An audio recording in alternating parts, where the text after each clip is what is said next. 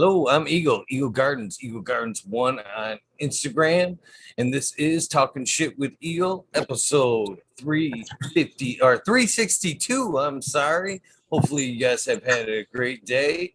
I've got an amazing guest with us tonight. Conscious Riddims, is that correct? On Instagram? Is that where they can find you, sir? Yeah, man, at Conscious Riddims and also at Institute of Natural Farming if you want to get more just straight up farming information, you know?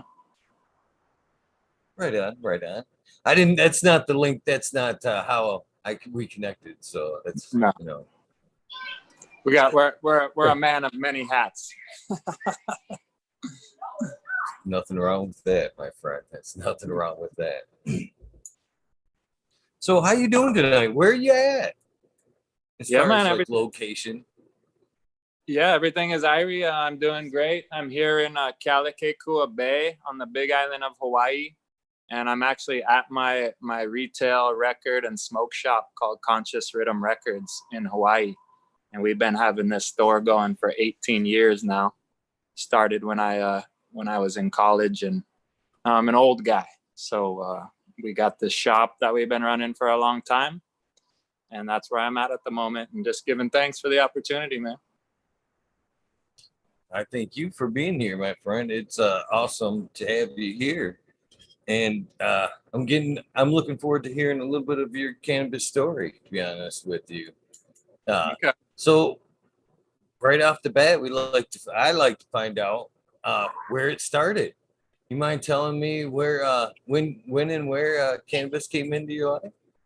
Yeah, for sure. Let me pull back in the deep recesses of the mind. Basically, I'm a second generation ganja farmer. So, I was stealing roaches out of my dad's ashtray when I was 12 years old, and we would my dad's basically we were the thieves of my dad's crop. So when my dad got raided, it was his kids, you know what I mean? So, so yeah, second generation, always been around it, always been part of my life. My dad was one of those original, renegade hippie type dudes that just wouldn't comply with false information and false laws, like when it comes down to cannabis and the prohibition that we all had to endure. And, as a child, I still have, nightmares of the noises of helicopters because in Hawaii we have green harvest. And every time a helicopter would come over my house, my dad would dash out into the yard and start throwing pots around and throwing stuff under trees, throwing stuff under our house. So, I've been through the ringer as far as the prohibition goes, and my dad being one of those spearheading, crazy hippie dudes that just made it happen, you know what I mean? So I give thanks for that. And then personally, probably partaking in my first, pull of ganja at around that 12-year-old, 13-year-old age, probably a roach of my dad's or maybe some of his shake. And one of my older friends said, hey, let's smoke that out of a pipe. And I had never done that before. And we smoked and we jumped on the trampoline, and, I was a lifer, I knew that plant had something magical for me, and it had a connection with me that I couldn't deny, and just been cultivating it from there, throughout the high school days, obviously just smoking your dad's leftovers, and then coming up into, finally he started teaching me cultivation. So I got to cultivate with my father for many, many years as a teenager, coming up into my early 20s. And then finally branched off on my own, getting my own properties and my own houses going with different grow situations. And, always obviously working that life too of multiple income streams and not being a dependent on cannabis, but just knowing that it was always there for me, Well, much respect. I have tons of respect for people like your dad that were doing it way before it was cool. When it was just the right thing to do, man, to be honest with you. And exactly. We wouldn't be here to this day without people like your father and other people. So I got to thank you and respect to him, man. Yep, for sure. You know, and another thing I think is awesome about this story for is the generational aspect of it. You know, being able to Yeah. be passed from father to son. I'm actually grateful for these days myself that this we've come to a point where it's legalization is quite a thing, and it hopefully will be full bore at one point. And this is a dream that I'll be able to share with my children as well, without the fear of repercussion that I'm sure you and your father had growing up. So, Hmm. you know, Definitely. Yeah. it's good times. I have a son as well now. So he'll be a third generation ganja farmer or ganjapreneur if he so chooses. And, that really does warm my heart, and it really gives me some good vibrations that he doesn't have to endure that fear factor that we did as children. And he's going to look at this plant a whole different way than we had to look at it, as some demonized, criminalized thing. So that is a really brilliant and great progress of our human race to finally release the shackles of making a plant illegal. So yeah, big things as far as positive things on the earth, that we could keep more positive than the weird shit going on around the world these days. I agree. I usually ask, at what point did it for, person on the other side from it go from like a recreational type use? Because most of us aren't as, in my case, I'm going to say lucky enough to grow up on a ganja farm, because I'm jealous in that aspect, to be honest with you. Yeah. So, I actually scrolled a little bit there. Oh, I'm sorry. I haven't even smoked yet. That's the bad thing. So I usually ask, at what point does it go from like a recreational use to like a medical use? And most of the times I find it's when the cultivation starts. So that puts you way ahead of the game as far as appreciation of the medical side of things. So Yeah. I guess I can, if you want to speak to that, you can. Yeah, honestly, it pretty much went from being like more of kind of a recreational thing to a spiritual thing. That was my shift personally in my life. So when I was coming into my adulthood, and your frontal lobe starts expanding, and you start being able to think a little deeper and understand deeper concepts, so that's really, when my cannabis use shifted from, maybe taking bong hits at a party to really consciously consuming it and feeling the deeper feelings that it gives me, and the deeper intuition and thoughts that it gives me. And, so for me, it was more like maybe using it recreationally as a child or as a youth and in high school. And still, though, you can't deny that wasn't spiritual use too, or medicinal use too, depending on your conditions. But then, going into, becoming an adult basically, and stepping up to the plate and realizing that the cannabis was actually a spiritual gift that was given to us by the creator. So, that's how I view it. Medicinal never really made too much sense for me, because that's a given. It's obviously it's the healing of the nation. Medicine heals. So it's always been a medicine to me. And then it's always recreational, kind of. That's really the word. That's who really uses it recreationally? I don't. Maybe if you're some kind of street hoodlum or something, but I don't really see it being too recreational anyway. Because it's inevitably gonna affect you spiritually and medicinally. So yeah. I'm glad that you bring up the spiritual side of the cannabis, because that's the one side of it that I don't think gets talked about enough, to be honest with you. There is a huge spirituality in cannabis. Yeah, well, and for me, it starts with the grow, back to the grow, the cultivation side of things. That's when you really start to see that aspect of it.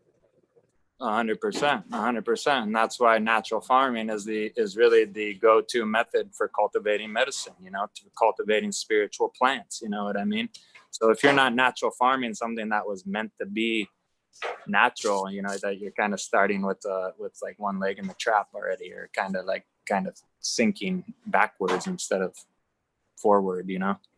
But yeah, man, I agree. The spiritual side is not talked about, obviously, because that was the actual reason it was illegal in the first place. I mean, if you really think about it, it wasn't because it was like an herb that alleviate back pain and stuff like that, or an herb that helped you sleep. It was an herb that awakened the third eye. It awakened the pineal gland and expanded the frontal lobe to be used. No other animals have a frontal lobe except for dolphins, but like the human being does, and that's where the cannabis reacts. It reacts on the frontal lobe, and that makes you a human. That's what makes you intelligent. You know what I mean? So you can't escape the spiritual side of cannabis. That's all it is, really, if you think about it, you know. So, has it always been outdoors for you there? I mean, it's a unique experience, I think, when you're lucky enough to be in Hawaii. It's a beautiful place there. Yeah, man, it's true. So the thing about Hawaii is we grow cannabis year round. There's no break. It's just you're always growing cannabis, and it's always flower season, you know. So what I mean by that is there's not really a vegetative state. Like you don't get those 2, 3, 4, 5 months of vegetation. Anytime you put a clone out or a seedling is just going to go by its genetics, but a clone will flower as soon as you stick it outside and take it out from extended light periods, you know. So in Hawaii, it's a little different. Like we don't light depth, we have to light extend, you know. So in order to keep a plant in veg, we got to extend the light past 12 hours and get it up into that 16, 18-hour range. So anyone that knows what they're doing in Hawaii has supplemental light to hold the plants in veg to get them to a decent size before you flip them to flower. So that's pretty unique that we have this consistent year-round cannabis farming, and that's kind of like the constant gardener. He never gets a break, you know. Where I see these guys in winter, they're like, "Oh, I'm coming to Hawaii for my trip. I just harvested big, you know." Oh shit, man, I still got to go plant and harvest and everything else in between. It's a blessing. I'm not complaining though. And that's another thing too. The soil's super rich there, nonetheless, isn't it? For some beautiful, tasty plants there. Yeah, well, I mean that's kind of a catch-22 because you know some of the older islands like Maui and Kauai and you know Oahu even have a lot more older land that has a lot more soil on it. So over here on the Big Island, since we're pretty much the youngest piece of Earth on the planet Earth, literally the youngest piece of Earth on the planet Earth, we have plenty. We got choke lava rock everywhere. So that's what we deal with, you know, is like my whole farm is basically lava rock, but it's had like an old growth forest on it for who knows how many thousands of years. So there is like these layers and these pockets of soil everywhere that I can kind of get into with a pickaxe and whatnot. But honestly, we have to build our soil from the ground up, utilizing pieces of native soil and pockets that you can find. And then we make our living soil blends, which would be the go-to cannabis soil that we use. Now, up on the north coast of the Big Island and a few other places down on the South Point, there is soil and people do directly sow into the ground. So there is some of that going on. And yeah, I mean, the earth-grown herb, I mean, has that whole next vibe to it. But I'm a proponent and a teacher of living soil. And that's what I was talking about, the Institute of Natural Farming. Not too sure if you're familiar with that, but I have a YouTube channel where we talk all about natural farming, about Korean natural farming in particular. And I'm actually a certified teacher of Korean natural farming. And I also am a student of Masanobu Fukuoka. And basically, we are proponents and promoters of living soil, of not buying soil from a store, and building your own soil from compost, peat moss, and cinder or pumice, and really letting the microbes work, and you know, utilizing worm castings and compost teas as opposed to utilizing advanced nutrients and earth juice and all these lame-o companies that kind of really just get you hooked on their products and then don't tell you that you can get it all from nature for free. So that's really what I'm all about, is living soil, creating my own inputs on my farm for the cost of brown sugar or vinegar. And that's about it. You know what I mean? My whole farm for the last 5 years has been strictly KNF, you know, Korean natural farming methods. And I've bought nothing from the grocery store for at least 4 years now. That's amazing. That's amazing. And that's something that most people are hungry for nowadays. Yeah. We talk about the evolution and the spiritual side of the plant. You know, it calls and seems to beg you along as a person as you grow with the plant. You know, as you techniques.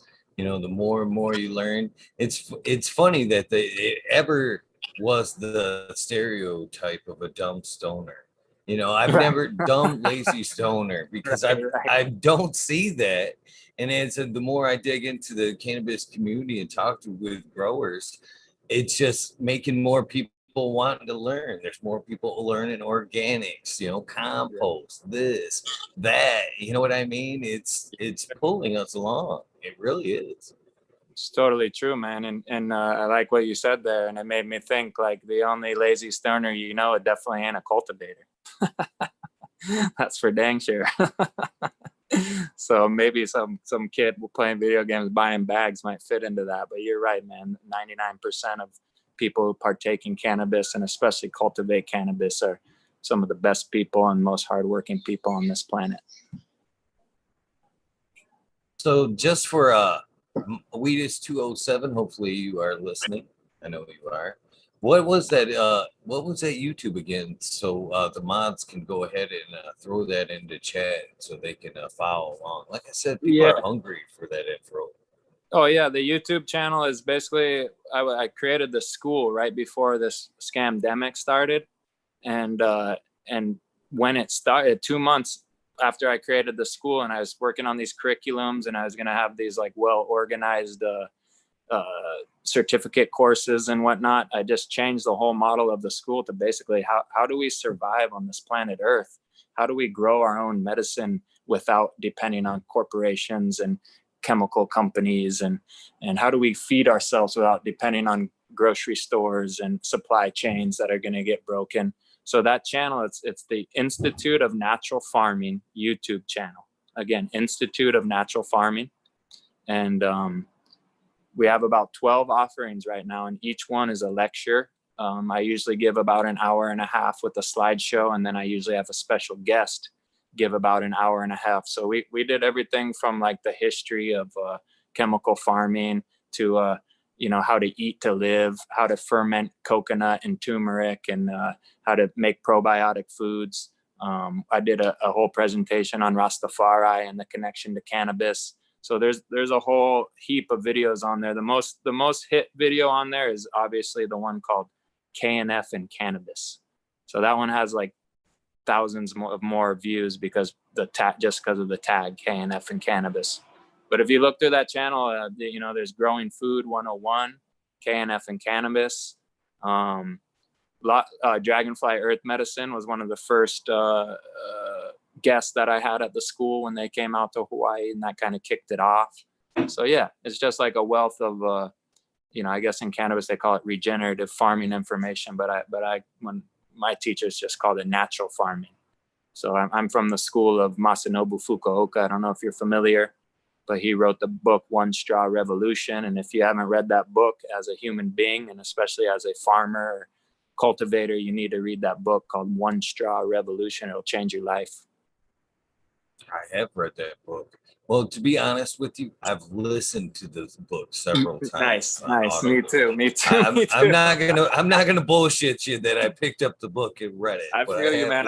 I've read many chapters, but I've listened to it on audiobook twice all the way through, actually 3 times. And yeah, I recommend doing that too, because a lot of people don't got that luxury of sitting down and reading a book, even though you should try to carve out some time for yourself like that.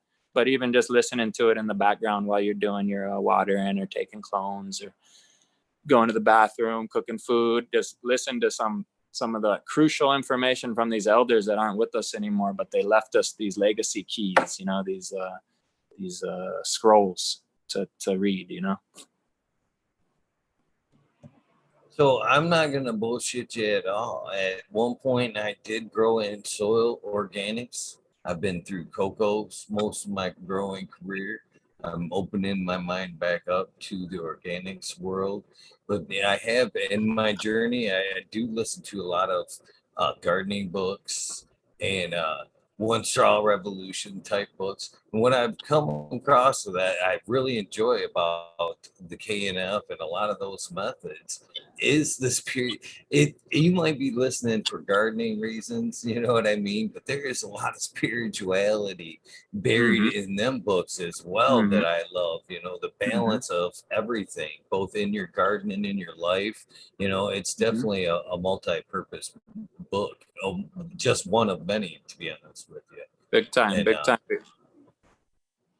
I'm looking forward to opening that door a little bit wider, to be honest with you.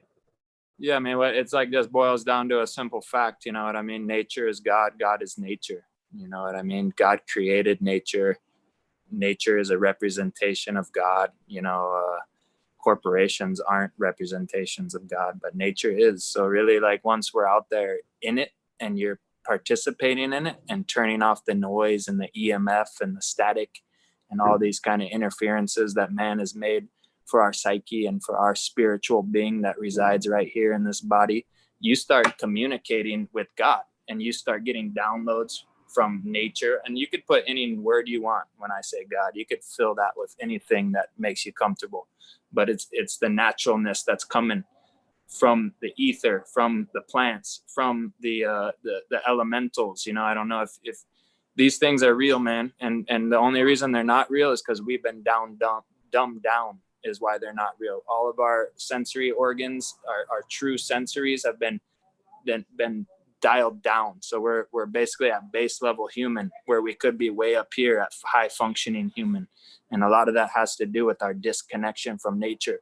So through my teachings is always to get back in nature, take off your shoes, eat some dirt, you know, go in the ocean, do something, man, to get connected, because this world is trying to get you unconnected. They're trying to tap you into the artificial, the AI, the cell phone, the Zoom, the this and that, you know. But really what we need is to look at the sun and stare at the moon and wonder what constellations are, and feel the microbes crawl up our hands and watch the worms wiggle. You know, this is magic, man. This is the stuff, you know.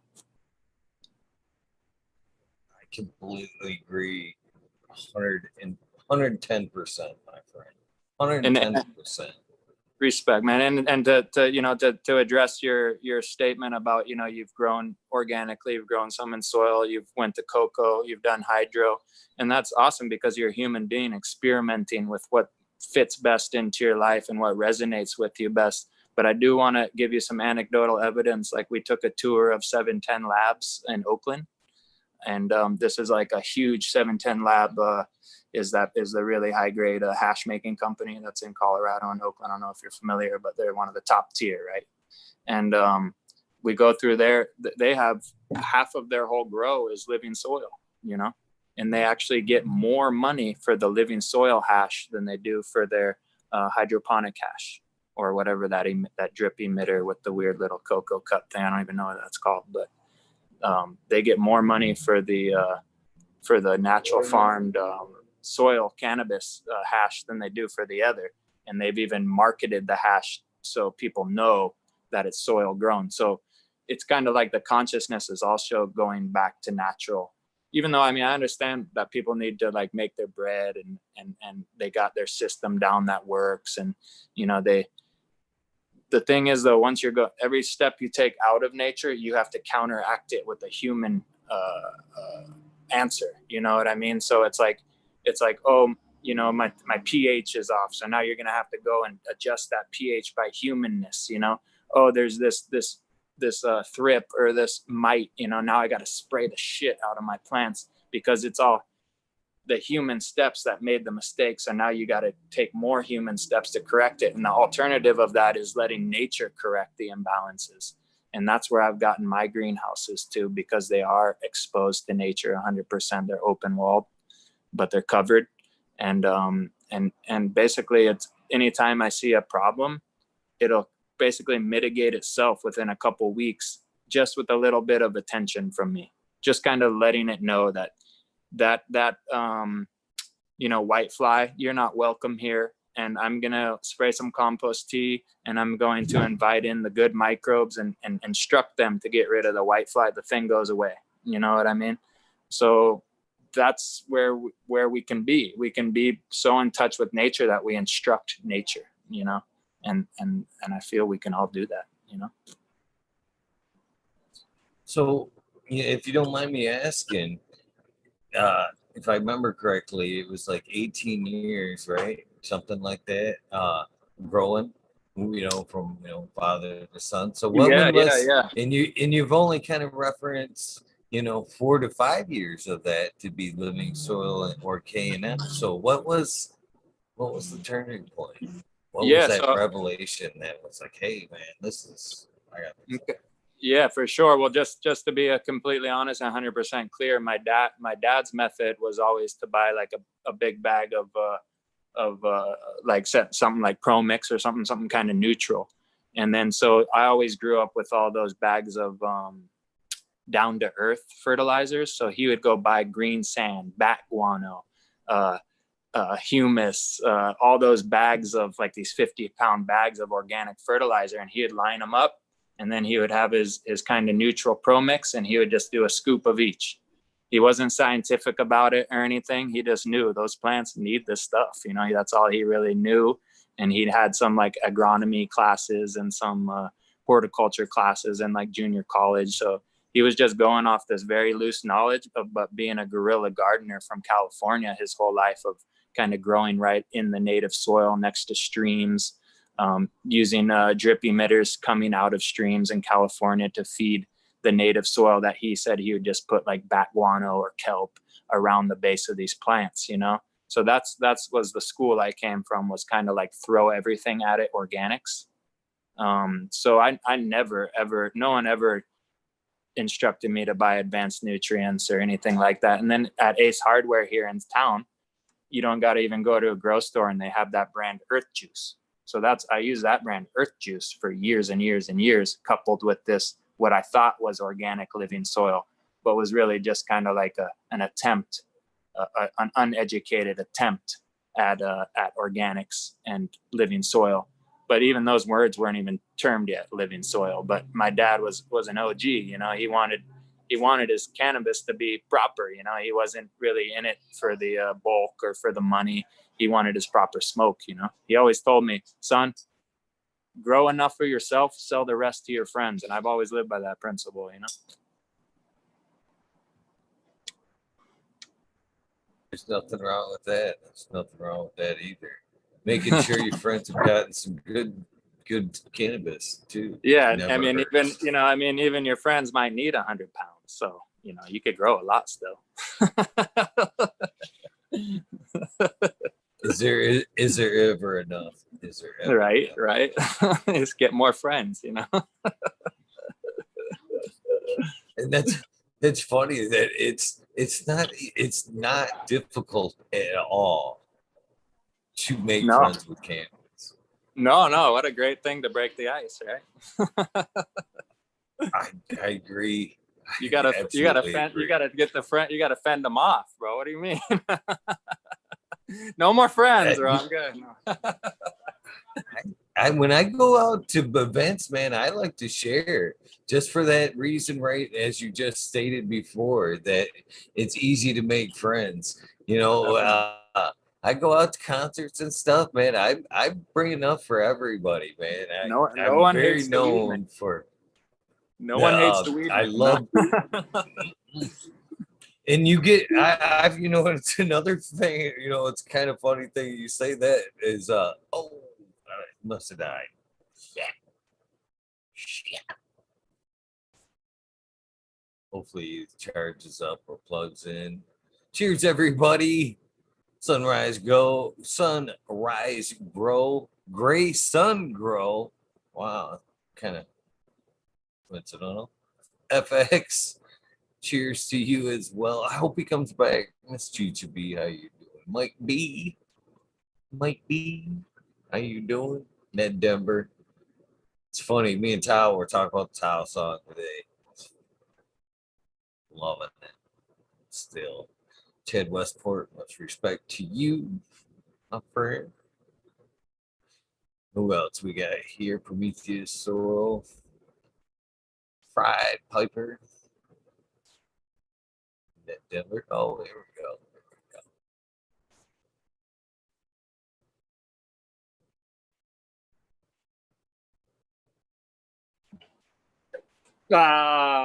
We there? Yeah, I'm so glad you're able to come back. Sorry about that, bro. I just had a little glitch on the phone set up. Oh, it happens. It's Nice. funny because as I looked up and you're disappearing, I look up and chat says great guest and you were gone. Right on. I'm back, man. I'm back. I plugged in my phone too, so the battery won't die again. Kind of smart. But yeah, where were we at? We were talking about the abundance of cannabis and how nice it was to have. Oh yeah. Around. Yeah.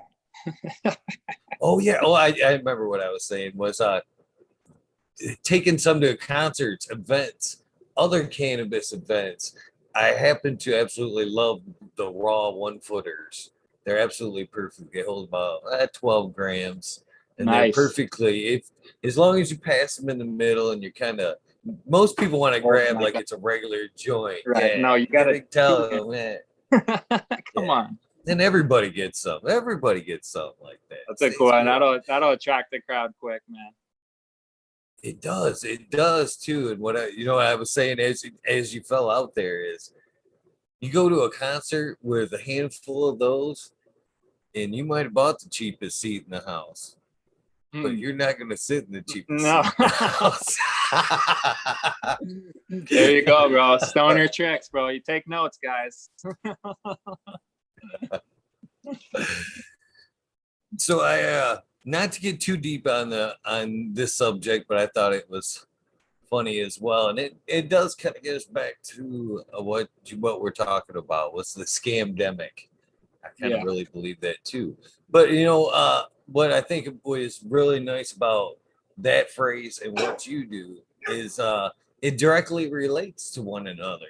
Getting your hands in the soil, like you said, I don't know about eating the dirt, but maybe eating some fresh, unwashed vegetables out of the garden. Mm-hmm. I'll go that route. I'll skip the mouthful of dirt. But I'll take the unwashed green beans, tomatoes, and whatnot. That's what I'm saying, But I think it boils down to, as you kind of touched on, the microbes, man. The microbes, that living soil. People forget how in touch we are. We were supposed to be at one point, but things have, as you said, we've gotten so far out of whack that it's crazy. But those of you and us that put our hands in the dirt, that are directly dealing with the microbes, I think are way ahead of the game. And that's another thing I've learned about in this journey, especially as I've opened up the door to organics. I'm getting to realize how much in tune the human body is with the earth, with the plant. We're basically made up and use a lot of the very same nutrients. We're very dependent on the microbes that are in our gut. You know what I mean? And that's another thing I've learned through this process. That gut, that microbiome, that second brain is true. It's true that it's not that gut feeling. It's more to that. There's a whole lot more to that. And it is very important. Like you said, we got to get your feet in them dirt. That's another show I've seen too. That movie Earthing on YouTube that talks about all the frequency causing a lot of anxiety. It made too much damn sense when I watched that. It took like a minute and a half of what they had to say, and I was hooked. I watched the whole thing. It just made perfect sense. And I'm glad to see that you're out there teaching that what you're learning to others. You know what I mean? It's long overdue, and the cannabis community is ready. Yeah. Well, listen. Without microbes, without these little invisible helpers and friends, we're all dead. You know, microbes are not here to hurt you. That's not what they do. Microbes only help you. So there's a false thing. There's this false science going around, basically, that there's a microbe for every disease. That was like about 5-10 years ago. They would say, oh, you got pancreatitis, or you got whatever, name a disease, and then they'll say this microbe caused it, or this microbe is responsible in part for that. Well, what they found out nowadays is that microbe was actually at the site of the inflammation or the disease caused by toxicity, trying to clean it. That's what the microbe was doing. So one thing I'd like to impart is never fear a microbe. Also, one thing I'd like to impart is go watch the video that we put up called Fungi, Bacteria, and Viruses, Understanding Our Microbial Friends. And I'll say that again, viruses, understanding our microbial friends. Viruses are responsible for evolution, adaptation, cleansing of the cells. If people understood what a virus is and what its function is on Earth and the purpose of it, they would not fear it at all. Or maybe they would fear it if they were super unhealthy and needed to be cleansed. Then they might fear a microbe or a virus. But listen, healthy plants don't get viruses. I'll say that one again. Healthy plants do not get viruses. That's all there is to it. So healthy humans, guess what? Yeah, that's the truth. So anyway, there's this video that just came out all about this tribe in Africa. No heart disease, no cavities, no degenerative diseases. None of this exists. And why? Is because they have one of the strongest microbiomes on Earth, because they're still eating their indigenous food that's unwashed, untreated. So yeah, it's really, really important, our relationship with microbiology. And I'll tell you what, they're trying to dupe us hard. They're trying to take us for fools. That's what they're trying to do. And the thing is, we got to understand that it's been going on for a long time. There's a war, and literal war, on microbiology. So just think about it. Think about chemical foods, how they're cultivated, sprayed, fed chemicals. Chemical nutrients is like taken direct inject right to the plants. So it's bypassing the microbial biology and the chemical processes, the chemistry that a microbe has, and it interchanges with, say, kelp or bat guano or phosphorus or nitrogen, and makes it available for the plant through its secretions and its digestion of those materials. Well, it bypasses the microbes. It's trying to tell you, we don't need microbes to grow food. We're going to use chemicals instead. So the thing is so off base of what God or nature has structured this planet to be, where we need microbes to be healthy, to grow food, to cycle nutrients. They're trying to bypass microbiology to do the same thing, to grow food, to do these things that microbes have done forever. So just like in the roots of a soil, in order for those roots to uptake nutrients, they need the microbiology to exchange the nutrients, to eat the exudates, and to secrete the food form that they can uptake. It's all about ions. It comes down to positive and negative ions, because a plant can only uptake a certain ion. The microbe changes that ion so it's uptakeable by the plant. Okay, so this war on microbes goes back to everything: Cloroxing the shit out of your house, cleaning and bleaching everything, the medical industry, sterile. My wife was giving birth to our first child, and I go and it says, okay, wash and be sterile before you come in this. And then right after that, there was a sign that said, be aware there's super microbes in this hospital that have adapted over time to our sterile environment and now are unbeatable. So through this human interaction of trying to make everything sterile, we're creating these microbes that all they're trying to do is their job still, but now they're becoming mutated and dangerous to humans and whatnot, because of our own mistakes of trying to keep things too sanitary, So instead of hand sanitizer at every door, there should be a compost in front of every door. You walk in the store, you got to compost your hands first, rinse them in some water. Now you can walk through the store, because anything that's going to take out a negative microbe would be another microbe, not bleach, you know? So we need a symbiosis of microbes that, it's just like I mentioned, like the pest in the natural farming setting gets taken care of by other larger pests. It's the same in the microbe world. Any microbe that's doing something harmful, another microbe's going to come and correct it, you know? And so we got to realize that this balance is in our favor, you know, and the relationship with these microbiology goes back to our very creation. From coming out of our mother's womb, we get covered in lactic acid bacteria. We pick up microbes through the nose, through the mouth, through the ears, on our skin. As we come out of the vaginal tract, you know, there's lactic acid bacteria coated all over a baby when he's born, you know, in your ears, in your nose, in your mouth. Right now, there's lactic acid bacteria. That's any foreign thing comes in, the lactic acid bacteria eats it and it takes care of it. You know what I mean? So microbes are clean. Microbes are the cleanest thing on the planet Earth. What we do is we teach Korean natural farming, no smell piggeries.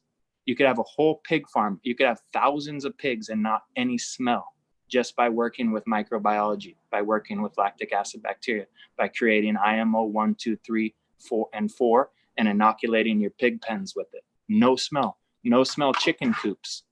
And with the no smell keeps out any kind of negative tick or this or that. So it's working with nature symbiotically to get us back to optimal health. Sterility, the doctor, a safe way is not the safe way. You know, that's what we got to realize. They use mind trick tactics to keep us in a box, when really all we have to do is think for ourselves, and all the answers come pouring in. Tap into the microbes, tap into nature, and you get all these downloads for free. You don't even have to go to the university or nothing. You just had to go in the garden, you know? So yeah, I'm a big proponent of teaming with microbes, right? That's the name of the guy's book, Teaming with Microbes. That they're our allies. We don't exist without them. We need to realize this. You could wash your skin all day fucking long. You could take 20 showers and you still got microbes all over your skin, you know? We need to realize these are our allies and our friends. We can't fear an invisible microbe. We can't. You cannot let your mind over to fear an invisible microbe. What you do need to do is tune into yourself and get this thing straightened up and in line. Get rid of the processed foods, the excessive saturated fats, the chemical laden foods that we get at most grocery stores. And we need to just start living real again, being human beings, and teaming up with microbiology that's actually responsible for our health. The microbes are responsible for our health. They help us be healthy. We need to really realize that. And then that transfers directly over to the plant world. And that's why Korean natural farming is so crucial, because you're actually cultivating microbes and actually growing them in abundance, and then broadcasting them onto your agricultural system, and then nurturing them. It's amazing, man, what we could do if we just tap back into nature. Imagine that, a whole society tap back in, like a Japanese village, a rice village, or like a German potato village or something. You know what I mean? These people were living roots, you know, and they're just all super healthy. You know, you couldn't fool them with none of this shit, none of the scamdemic. No ancient person would fall for this shit, you know. But I mean, I could keep ranting about the scamdemic or microbes, but basically the point is, you need to realize there's a war, a literal war. You know, they have a war on drugs and a war on this and a war on that. There's a war on microbes. That's what we're presently in, are the death throngs of the war on microbe. They're like going for the death kill on the microbes. Sanitize your hands. Fucking don't, you know, what is this shit? If you understood viruses and the mask thing is the biggest joke ever, because a virus is so fucking small. Like they could basically drive buses through these masks, you know, 30 buses. That's how small they are. And we're over here strapped up and save grandma and shit. And it's like, yo, man, this has nothing to do with reality of what it actually takes to be a healthy human being. You need to drop the misinformation, you know, drop the mainstream media and tap back into your own intelligence, your own guidance, tap back into those microbes. God works through the microbes, man, I'm telling you. I agree with you, man. I agree with you once again. You know, once there's multiple things here, I agree with what you're saying. First and foremost is the fear of the virus. You know what I mean? There's two things. You know, like you said, it may be good or bad, but fear in itself automatically weakens your immune system. Already, you put yourself in a state of panic. So, you know, why worry? You know, why put yourself in fear of what the unknown? One, you know, two, you know, there's the germ thing, you know, and when they told everybody wipe their hands, and what happened? Now they're giving us pieces of it that we could have picked up from the grocery cart from not direct inject, bro. Direct inject. Yeah. It is, you know, crazy when the whole natural cycle should just be left alone. Again, there's also, I mean, think about it. There's also a war on nature in general. Like they had us watching these shows as youth where the lion's killing the thing and the bear is killing the thing and the wolf has the big gnarly teeth. Those things don't want to kill you, bro. None of those things want to. You think a snake wants to bite you? A snake don't want to bite you. He wants to defend himself or defend his children, just like you would. So don't blame nature because you accidentally scared the shit out of a snake and got bit. You know, he didn't want to bite you. That's just what happened because of the fear that he had of you. That there's no wolf out there to attack you. There's no lion coming for your children. Like these are all falsities that are broadcast on us, so we fear nature. When really we are nature.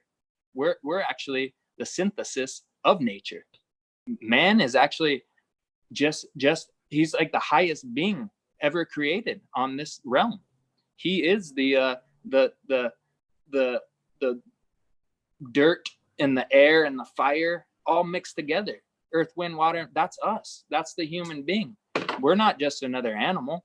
You think we're just another animal? No, we are the stewards of the earth. The Bible tells us that we're the stewards of the earth. They replaced the word with dominators or dominion in the book of Genesis, but the word is stewardship, that we were created on this planet to care for it. Why do you think we have hands and like thumbs and stuff and we don't have big hooves and trunks and shit? Because why do you think we have a frontal lobe and no other animals do?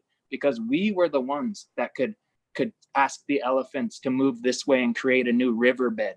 We were the ones that could direct the buffalo herds this way and make a new path to the, you know, we were the ones that could create new water systems and irrigate lands and stuff. We were magical beings on this planet Earth, and we've been usurped and dumbed down to these pieces of shit is really what's going on. And we need to wake up. We need to get back in tune with our birthright, our God-given birthright of why we're here on this planet, and stop letting these buffoons control our asses while they fly around in private jets with no masks on, you know? Anyway, I kind of got a little angry there. Sorry. I'll try to lighten it up. Is it anger or is it passion? You know what I mean? It's to me, frustration. Yeah, I see passion. I see passion. Man, that's exactly what it is. Thank you. So, you know, and it is a weird time like that. You know, it's mainly a triple attack on the immune system, like you said. The fear attack weak, the recycling of the CO2 weakens your immune system, and then the coddling of it as well. So, and so we need to understand is what people are suffering from is toxemia. That's the number one sickness in the world, toxemia, not viruses, not microbes, not bacterial infections, toxemia from what you ingest and what you're exposed to on a daily basis. So number one, you're responsible for ingest. What you're exposed to, you don't really have much say over that. because you're living your life, you're driving down the highway, you're going into buildings, and you're trying to survive on this planet Earth. So number one, though, you do have full control over what goes in your mouth. So that's where it starts. You know what I mean? You know, I think I've said this a lot. I've been doing the show for a little over a year. And I've said this throughout the whole thing. I do not.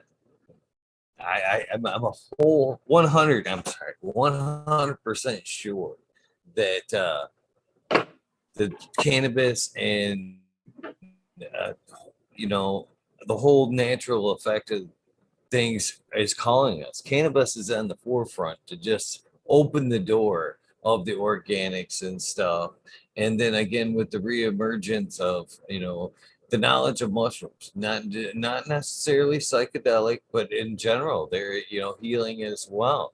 But it's on the other end of it, they are sent here again with cannabis on the spiritual end of things to open up our mind, to open up that frequency, which I think is another stumbling point that we're coming on to with cannabis and this whole adventure. It's being like thrown in our face is our communication with plants and everything else through frequency. I think it's an incredible how we can relate through the with plants, and I think it ain't too long before we realize that we, you know, that's how everything communicates. Other animals, other plants with plants, is all through frequency. The frequency we get from the sun, and the frequency we get from the earth. You know what I mean? It's all in rhythm with each other. Big time, man. That's the field of knowledge called cymatics. You know, you should check that out if you haven't checked it out. And it's, you know, it's really is, it's vibration and frequency. Everything is vibration and frequency.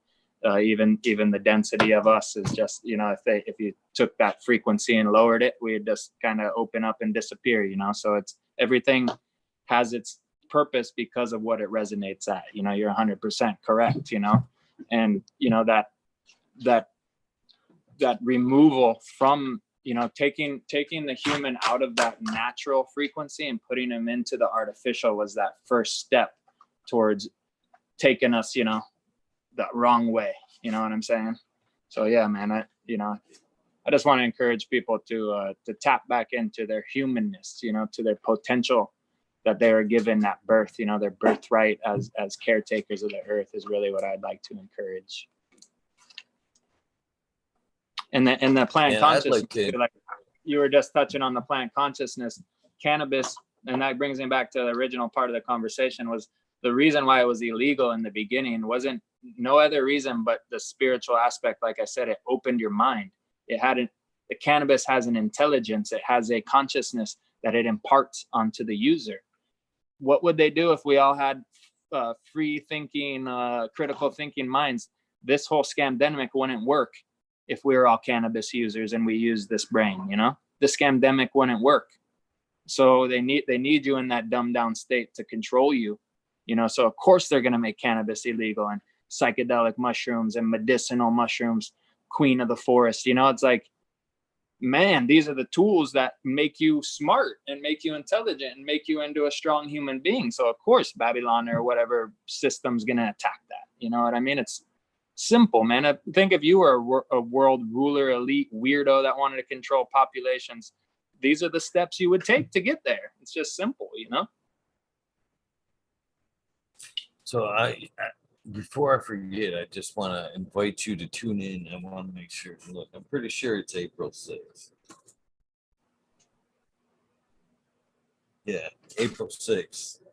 A gentleman by the name of Midnight Roots, who I've talked to him last time he was on the show. Great conversation, amazing grower here in Michigan, but a very smart gentleman nonetheless. And we got on the conversation of frequency and stones and stuff like that.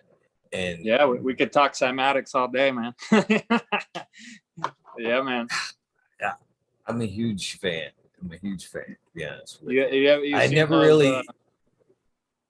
Have you seen those like experiments on YouTube or whatnot where they take the metal plates with the sand or the liquid and then they apply different frequencies? Right. Yeah, exactly. Yes. Show them that again, man. Show them that again. The flower of life pattern. These are frequencies, man. That's what these are. Those shapes are frequencies, man. Those are the building blocks of our universe right there. You know what I'm saying? And it's proven already by modern day little lame experiments like applying a frequency to a pan as you put sand on it, you know, where you can see the flower of life come into play just through vibration and sound.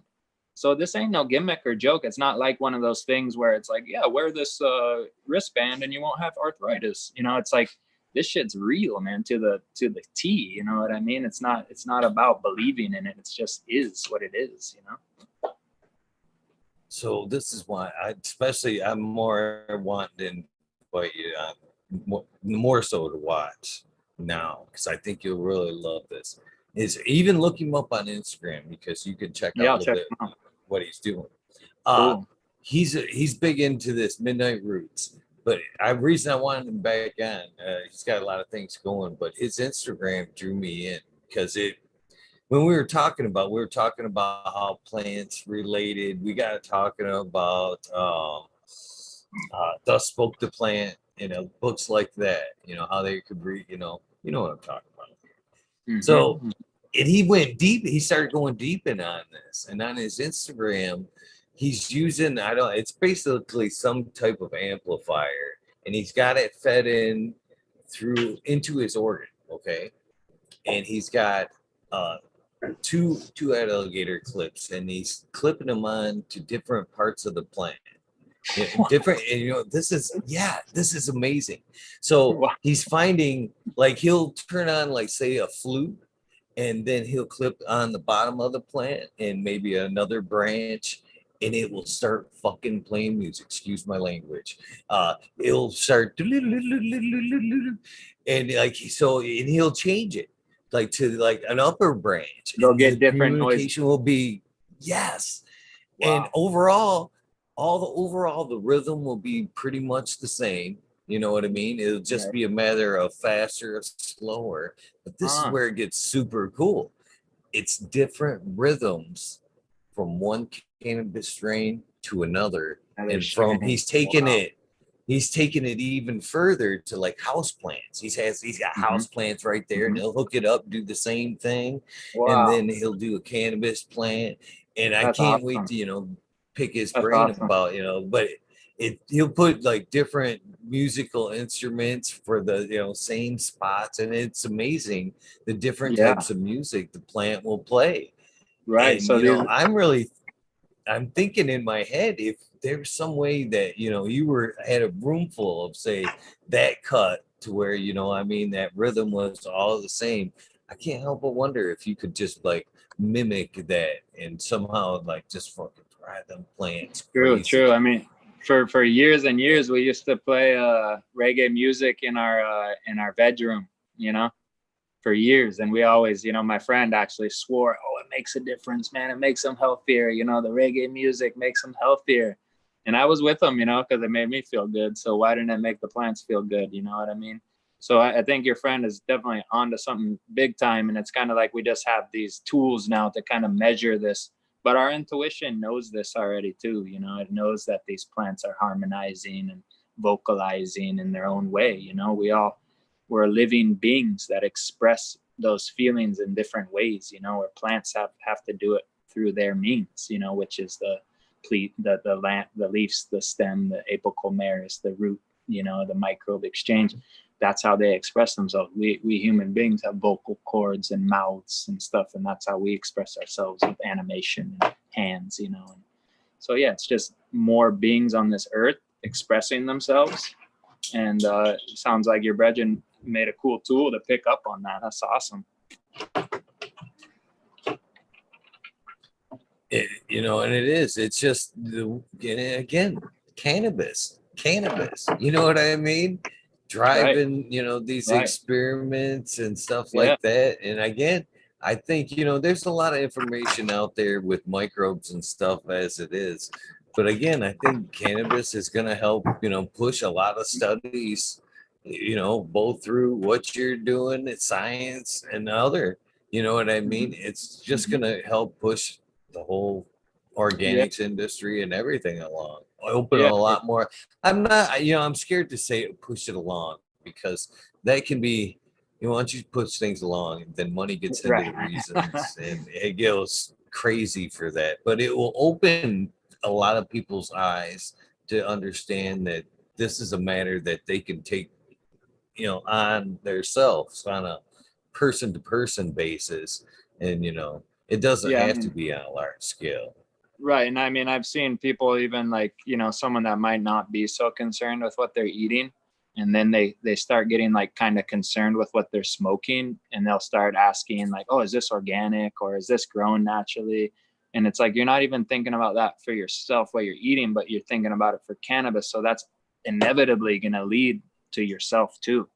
Because if it's important to smoke high grade cannabis that was grown clean, how about the food you eat? That was, wouldn't you want that to be grown clean and to have the most terpenes and the most flavonoids and the most bang for your buck, So yeah, cannabis, again, it's the gateway drug to love and consciousness, It's the gateway drug to a better life and healthy living and healthy thinking.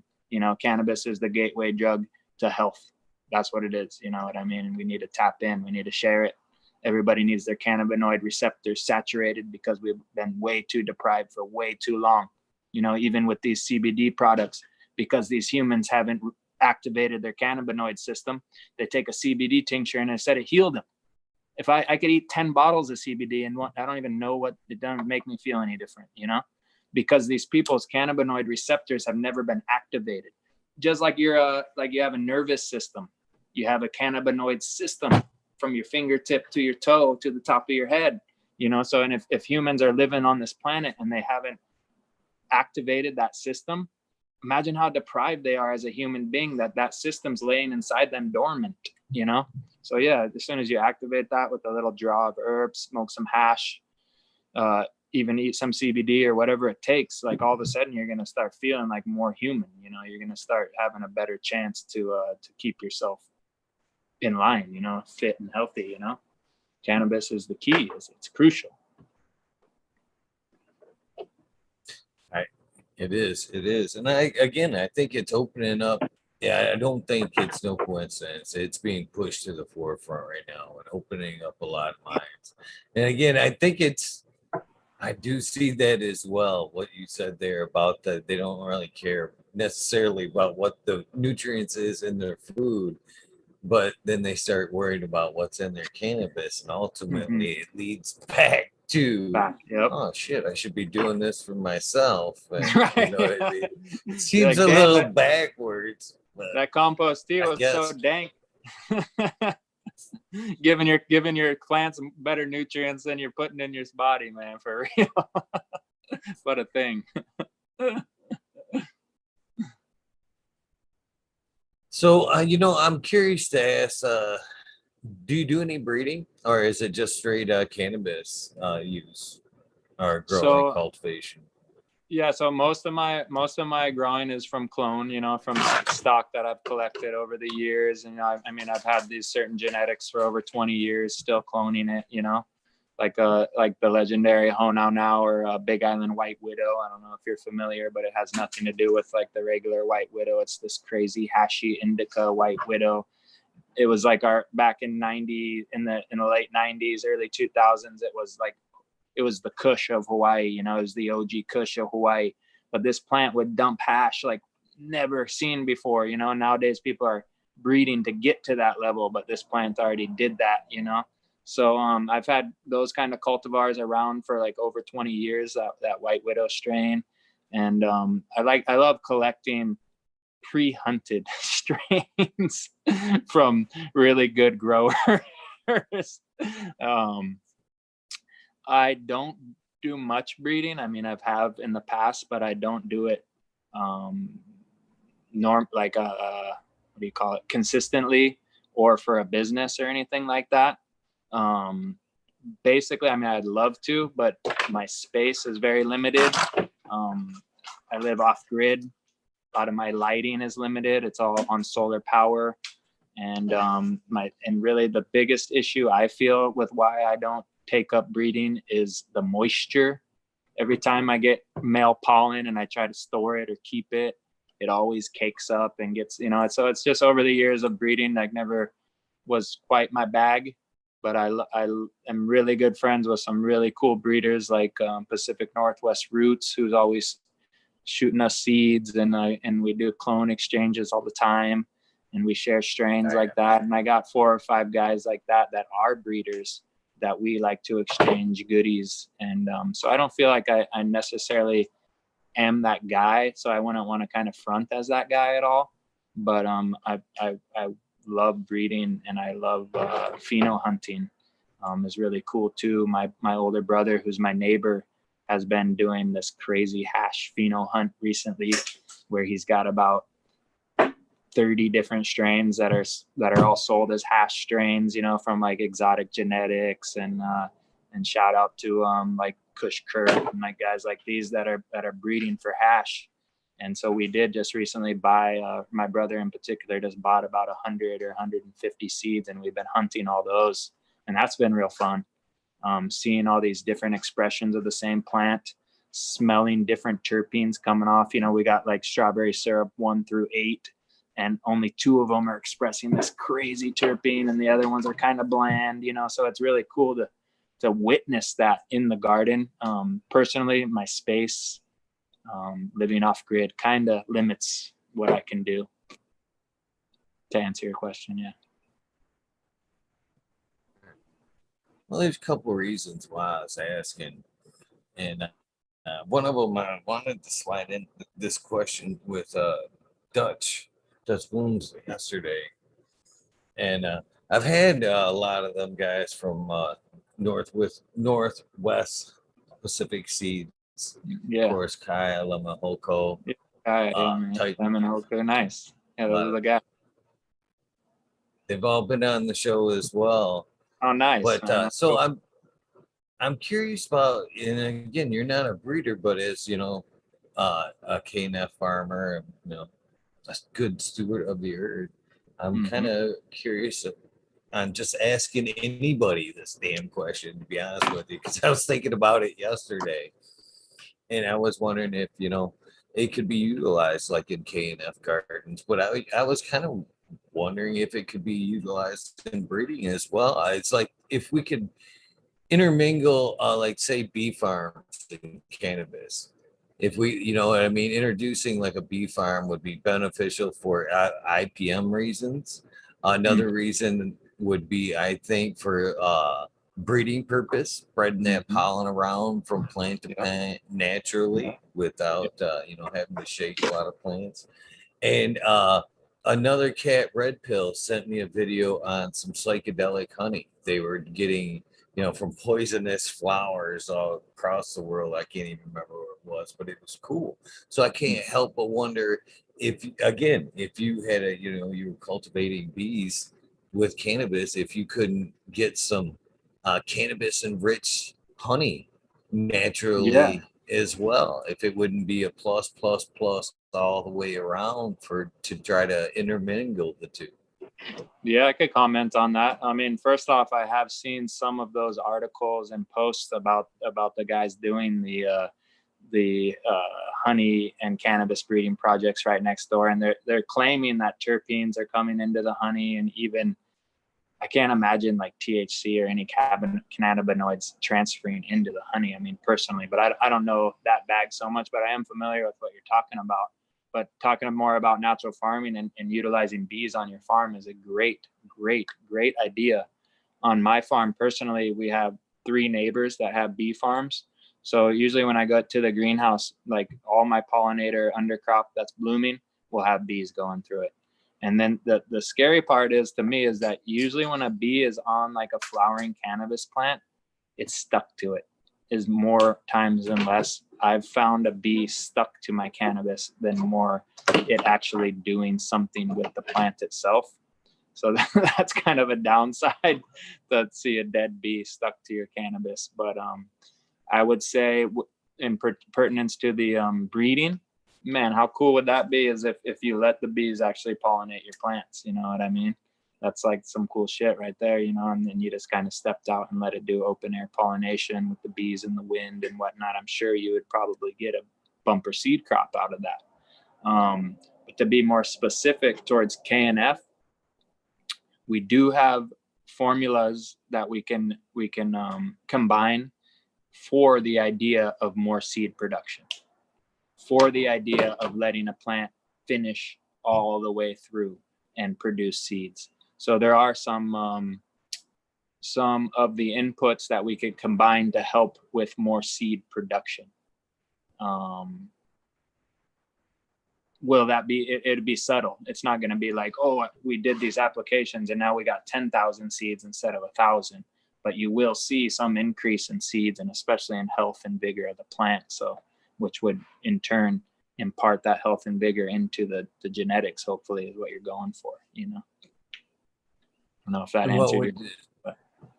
So what would something like that, what is something like that? Well, I mean, to get into a KNF, basically there's 9 core solutions. I don't know how familiar your guests or your listeners are with KNF, but we could spend some time on that if you want.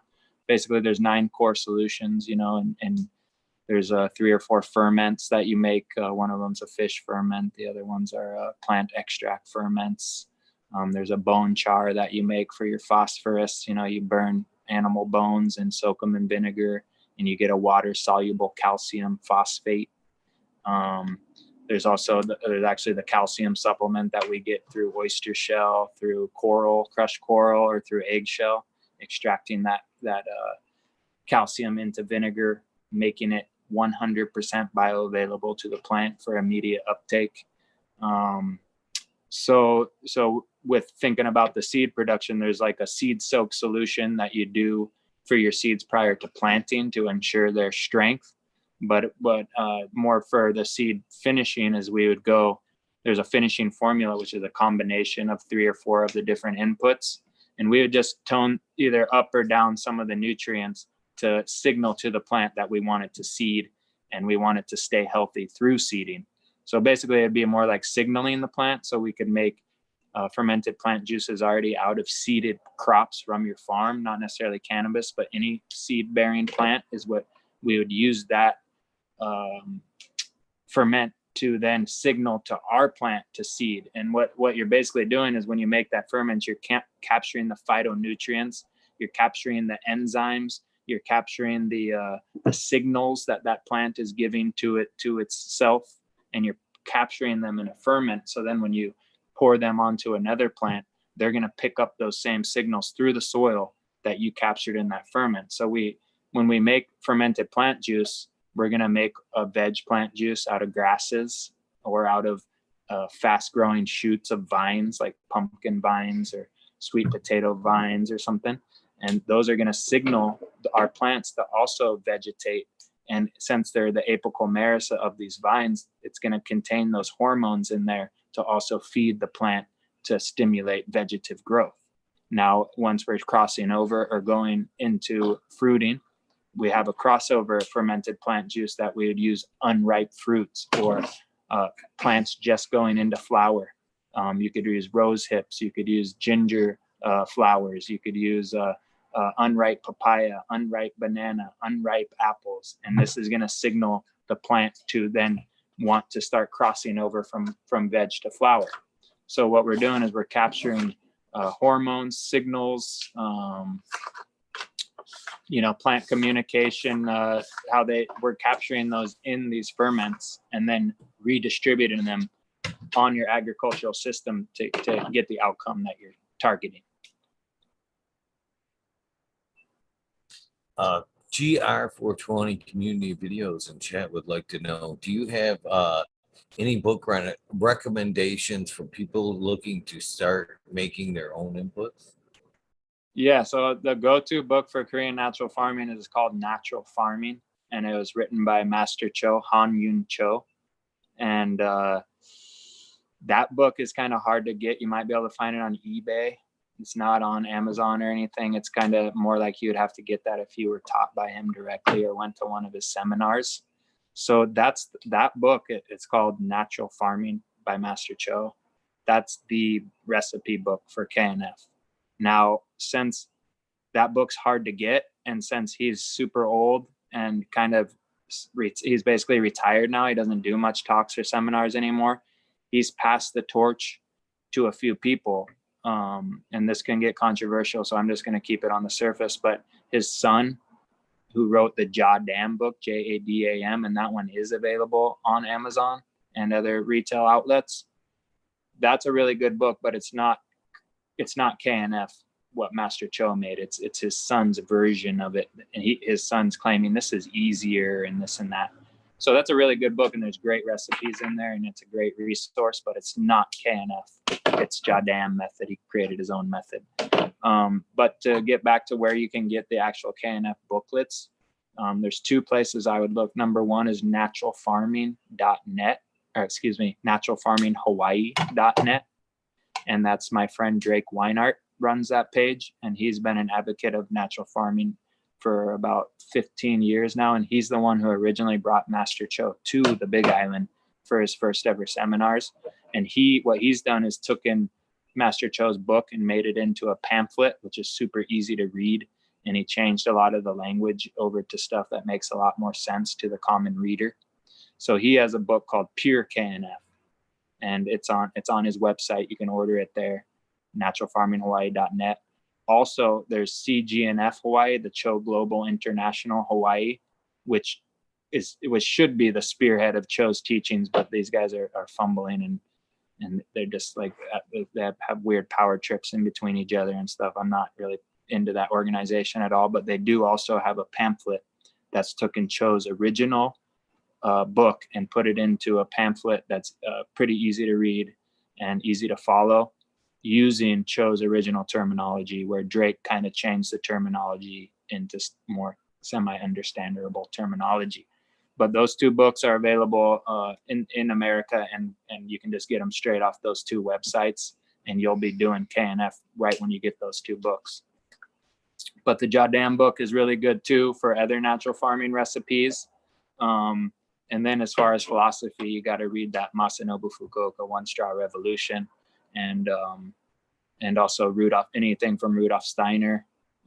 There's also the original permaculture books that are really key too, to kind of just get your mind wrapped around using nature instead of a store to grow your agricultural system. That's really the key to all the natural farming books. Is we're going to team up with nature. We're going to team with God. We're going to team with microbes. We're going to team up with the plants around our farm, instead of teaming up with advanced nutrients or Fox Farm or some of these weird Monsanto's owned, Bayer owned companies that we really don't want to be giving our money to, but they've convinced us somehow that we need them to grow our cannabis. That's the big riff right there. Is one you're teaming with corporate, the other you're teaming with God. You're teaming with yourself and nature. That's the big divide, you know.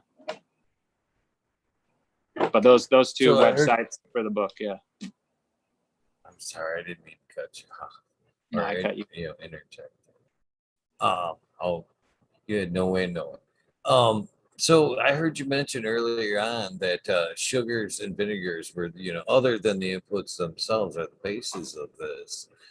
So how important are the quality of them put in them? To be honest with you, I know in Asian cultures, vinegars, are very sacred. Very, they hold them very close to the vest there. Mm-hmm. So, what can you find here? Should you be trying to make your own, both sugars and vinegars, to produce? Is that, something you make yourself, or should there's something they start with? Can you kind of walk us through, that? Yeah, it's a great question. And those are actually kind of like advanced KNF questions that come up once people start getting into this. So I could tell you have a very intelligent mind, and that's already coming to the forefront of your mind is, okay, if I'm trying to do this the best I can, do I want to buy organic sugar? Do I want to get imported Korean brown rice vinegar? Do I want to do these things to make it the most optimal, healthy, and support an organic sugar farmer as opposed to CNH chemical? Do I want to do these things? And that comes down to personal choice and affordability. So if you can afford the best and you actually want to spend some money on a method that could be done for almost free, then you can invest into those organic vinegars, organic sugars, And here's how I do it is if you're going to make something for human input, because all of these inputs that you make for your plants, you can take yourself. The fermented plant juice, the water-soluble calcium, the water-soluble calcium phosphate, the seawater, everything, you can actually ingest all this yourself. So if you're going to make one for you and your family, I would definitely go buy organic coconut sugar and make the fruit ferment out of that, and then make myself a nice spritzer soda or a tonic tea out of that FPJ, that fermented plant juice. I would definitely do that. If you're a farmer and you have 10 acres, you're going to want to get the cheapest sugar you can find, because you're going to try to apply that ferment to 10 acres or 20 acres or 1 acre even. So that now you're looking for economics, right? So if you're looking for economics, you can do it with the cheapest sugar, not white sugar now, but the cheapest brown sugar you can find. You can still make a bomb ass ferment. Am I going to want to ingest that as a human? No. Are the microbes semi-impartial? Yes, because what do the microbes want? They want the chemistry. They want the sucrose. They want the chemistry that's in that thing. And they're going to actually clean up any of that duff and that nastiness that's left from that chemical farming process. They'll actually help remediate that while they digest your plants and give you back the plant juice. So there's a whole scale of vinegars and sugars, and I could get into that in more detail, but the basis of it is if it's important to you, if you can afford it, if you want to spend money on a method that's virtually free, then you can. And if you're ingesting it yourself or for your family or making plant medicine, go ahead and invest the money into the organic sugar or the organic brown rice vinegar. That's a smart thing to do. But me personally, like I just go buy the bulk bag of Costco brown sugar, and it's not organic, but it does the alchemy that we're looking for. The chemical processes and the alchemy that we need to take place. It's great for that, and it works perfect for that, you know? So am I supporting a company that I don't want to? Yes. So that's where I would say in my mind, I'm not 100% kosher with it, but I am kosher with making my own nutrients. So I'm going to go ahead and sacrifice buying that little bit of brown sugar from Costco, a place I don't want to support, and from CNH, a company I don't want to support either. But I would rather do that than buy an advanced nutrients bottle. That's for sure. And you could also, I mean, if we're talking about not having a Costco, not having a store, and just being in nature, yeah, you can create your own sugars from growing sugar cane, from growing sugar beets, from any source of a powdered type of sugar. You can get it from coconut sap. So there's also all sorts of natural ways we could grow our own sugar. Are we going to take time to grow our own sugar to feed it back to our camp? Probably not, but you could. And if you have the information and knowledge, at least you're not left high and dry when Costco closes or the whole shitstorm falls apart, you know? So that's where I kind of look at it. I'm like a doomsday prepper, but not really, but just having the knowledge here to be able to survive on this planet as a human, like we always have. That's really the key, you know?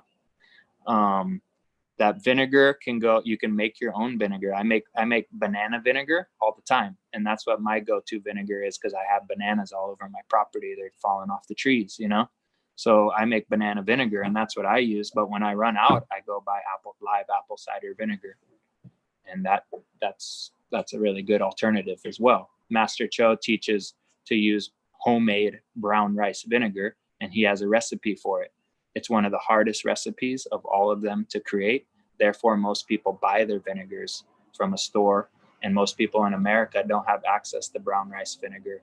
So the next alternative is just straight rice vinegar or ACV, apple cider vinegar.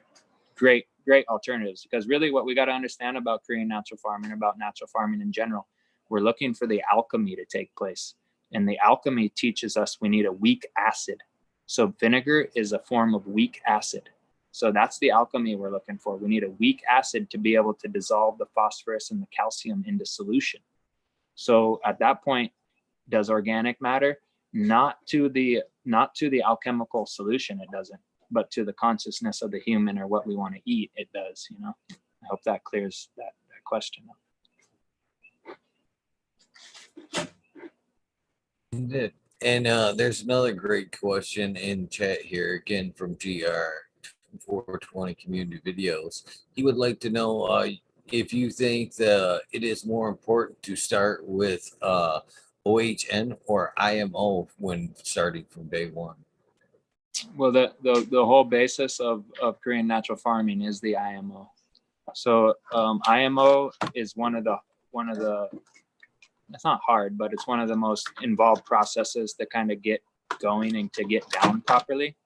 So I highly encourage you to start with an FPJ as far as just something to get your toes wet in KNF.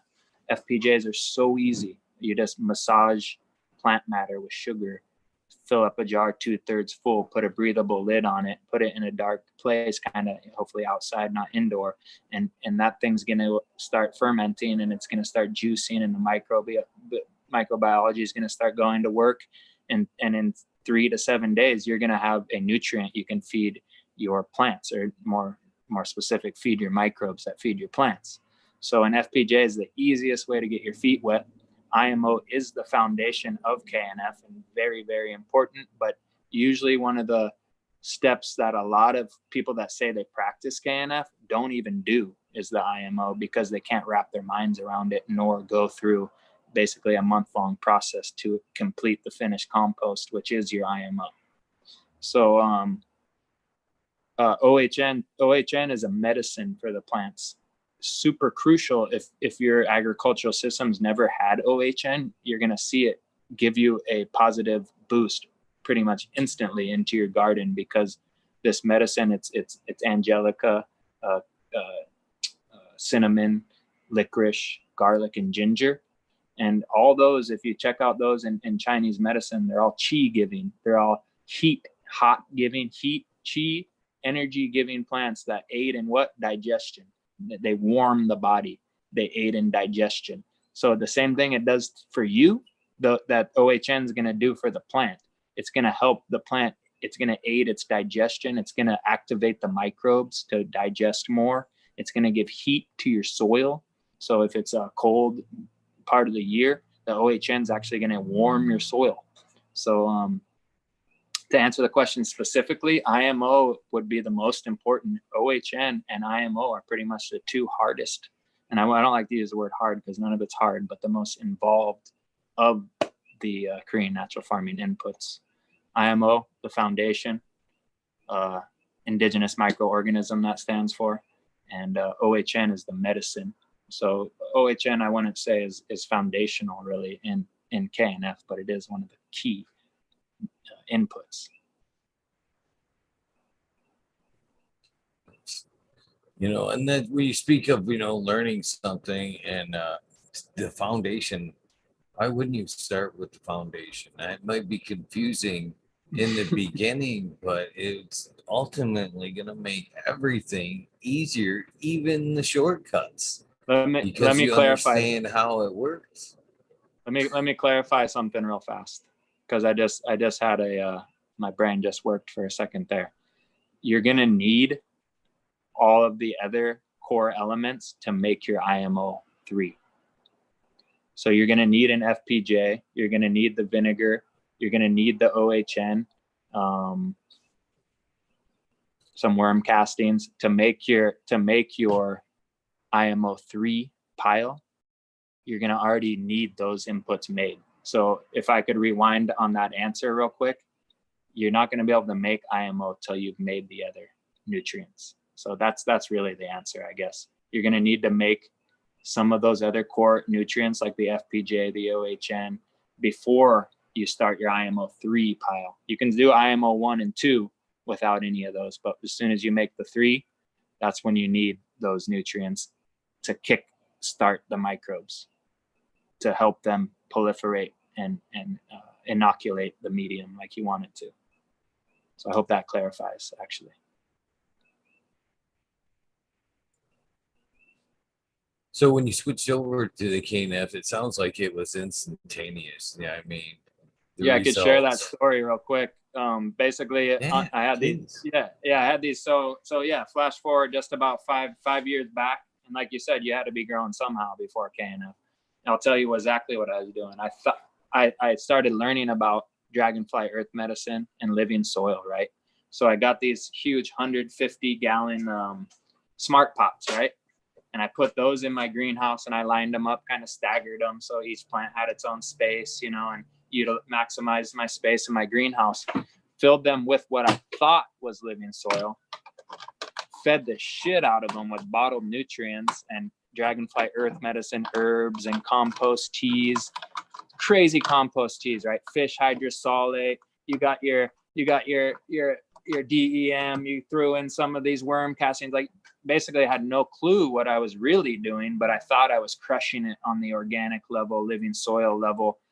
So it worked great for 10 rounds or something. But come up on 15, 20 rounds, you're getting this yellow necrosis going on and these white fly problems and what the fuck's going on here? I thought I was doing this, Flash forward to what I know now, I was heavily over fertilizing those plants,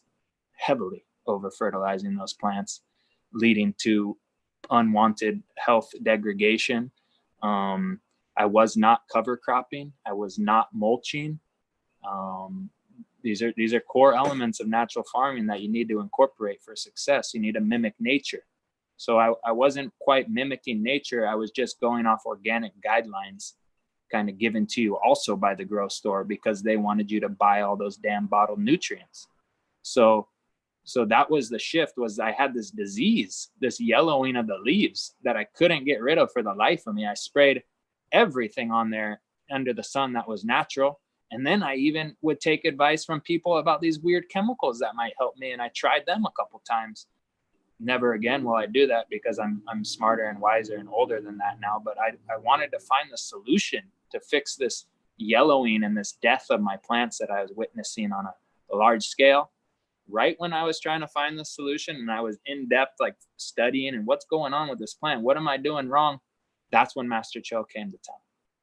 Right in that window of thought, I got a call from a friend and he said, "Hey, Master Cho's having a class in a couple days, but it's already sold out. Do you want to go? Because I have someone that's not going and they can give you their ticket." And I go, "Hey man, I think I've heard of this guy a little bit." I didn't quite know who he was, but I just had heard through the grapevine, natural farming, KNF and da da da da da. So I was like, man, I got to go to this because I got to figure out how to cure this disease that's on my plants. So come to find out, I needed to rework my whole mind. I needed to approach the garden differently. I needed to mimic and team up with nature. And that's what Master Cho showed me. And then the combination of One Straw Revolution along with those seminars, it just, because I already knew all that stuff true. It just needed to remind myself. My soul knew it was true, but my brain was in the way. So I needed to remind myself, my soul needed that confirmation from those elders. And then how do I make it happen? How do I initiate this new method? So then it just took a little bit of practice, and before you know it, you're cover cropping. Your soil's actually alive. You're not letting it dry out between rounds. You're treating it like a pet. And that's what I teach my students. Your living soil bed it's a dog. Or would you let your dog go without water or food? No, you wouldn't. Just because you hear it whimpering, you're going to take care of it. The microbes are whimpering and you can hear them when you're tuned in enough, you can hear their call. We need water, and you go water. That's how it works nowadays. I'll be doing something, cooking dinner. We need water. And I'm like, hey, I'm going to go water the crop. Because that something signaled me that shit, and then I'll go put my finger and I'll probe around. Sure enough, it's dry, but I just had watered 2 days ago and usually water on the third day. But now I got to go a day earlier because the microbes needed it. There was a slight shift in humidity in the air. Maybe the sun was more intense, and those guys needed water at that moment. So what I teach is living soil needs to be kept alive through cover cropping mainly, and mulching and moisture. Those three things are the key. And most cannabis farmers use only one, moisture, but they don't use cover cropping and mulching. Crucial elements of natural farming, cover cropping and mulching. So once I learned all these methods and I started practicing them, and then I got out of those 150-gallon beds and I put them directly in the ground into these mounds and these living soil, basically like 20-foot. They're 20-foot long by about 4-foot wide mounds. And that's the other thing Master Cho taught. And I also learned from an elder in California when we grew in Cali for a couple of years, and we would dig these big ass holes into the clay and then fill them with soil. At least 2 of your plants out of 40 would die from root rot. And we had no idea why until we started talking to this elder, and he told us, you need to build a pitching mound, a pitcher's mound above the ground. You don't dig into the ground, you build up, and then you plant your plant in the mound. That was a game changer in California. We went from having 4-pound plants to 10-pound plants just in one season. You know what I mean? So my point being, Master Cho also teaches to a plant above the ground. You don't need to dig a hole. And this even goes for fruit trees even. He says that you want to mound up and plant into the mound, because now your whole soil bed is breathing. You're not stuck under the clay where you get no air exchange, you know. So you mound up. That's a key of natural farming. And I'd like to encourage outdoor growers to mound up and not dig down as well, and see the difference in the healthiness of your roots when they're exposed to air like that. So yeah, that was my story of basically coming into Korean natural farming due to the fact that I needed to correct something that was going wrong in my agricultural system, and also the innate calling of my soul that I knew there was a better way out there, and I just needed to find it. So I just wanted to check in a little bit here, because you were going to cut me an hour, and we're quickly approaching double that. Let's do like another 15 minutes here or something. I got my son, and it's about dinner time. So yeah. And again, I appreciate your time. So I don't want to over. If people want to hear more or whatever, we can do it again too. You know what I mean? It's this information needs to be out to the world, and if I can be a purveyor of it, that's freaking awesome. You know what I mean? I'd love to just. That's why I opened the school. That's why we got the YouTube channel. That's why I look like this. You know what I mean? It's like we're trying to get this information out to the masses, shake them and wake them. You know what I mean? If this scamdemic didn't wake you up, I don't know what will. You know what I mean? So you doing your podcast is a great service to humanity. You know, so if I can be here and be of service to humanity through your channel, that's great, man. I really appreciate love that. You know. Man, it's the knowledge that you guys put out there, and it's couldn't be a better time and wake up. Right now, this thing that's going on to teach ourselves to be more sustainable on our own. I mean, come on, it wasn't a year ago this time. I mean, food, everything was in question. How much more of a wake up do we need to plant a garden? Grow your own quality smoke. Do everything you can to take care of yourself. I mean, the knowledge is out there, and even more so, great for the folks like yourself that are teaching it. How to make nutrients and grow better gardens. We need it. We need it. Yeah, man. Yeah, man. And also there's like, our most recent videos we put up on the YouTube was actually a 3-day long class, and we have 2 days up right now. And that one was a bulk nutrient making class where I had about 15 to 20 students, and we made bulk fermented plant juice, bulk WCP, water soluble phosphate, bulk water soluble. So I'm talking like we had about 30 gallons of each of these inputs, and then each student got to take home a half gallon to a gallon, and so there was no excuse not to use the KNF after. But yeah, these are the kind of things we need to do, man. It's time to take back our sovereignty, to take back our birthright. And being dependent on the government, that's not going to happen. It's not going to happen at all. Like the dependency on the government thing is disgusting. You know what I mean? Because you were born into this world with everything you needed to survive on this world. Like I said, we're like these etheric beings. We're like these beings that are all the elements made into one thing. And the human, that's the human. So we're like super special, man. And we need to like realize that again and stop selling ourselves short. We're the gods of the earth. We're the kings and the queens of this earth. That's who we are. And if we realize that, we would stop being petty slaves and thinking ourselves as you know, lowers. You know what I mean? We're the kings. You, me, and you. You know, the listeners. Like, we're the kings of this world, of this realm, and we need to start acting like it. And that doesn't mean bullying people and overutilizing resources or wasting. It means being responsible and kingly and just and upright and true and real. You know, that's what we need to bring these kind of principles back into our world. You know. I agree. Chad, I know you haven't been able to see, I don't think you've been able to see Chad tonight. They have given you tons of props all night long about the Yeah. great information, all that. So I just want you to know, if you happen to go back and watch this, you will be able to check out all the great comments and nice things people have said tonight. And that's on your YouTube channel? Yes, sir. Yes, sir. Okay, cool, man. Definitely hit me up when it is it gonna go. Are you gonna put it out right after we're done, or are you gonna? Does it take a couple days? It's live right. Oh no, it's live right now. It's in fact, I think there's like let me check. I think there's like 90 people watching us right now. Awesome, man. Well, big up all the people out there, man. I just want to give thanks, you know, for taking this time and spending it with us here, you know, with Eagle and the brethren. And this is really important, man, what this man is doing, bro. He's trying to bring, you know, different thoughts and different thinkers to the forefront of this YouTube channel to open up the minds of men. You know what I mean?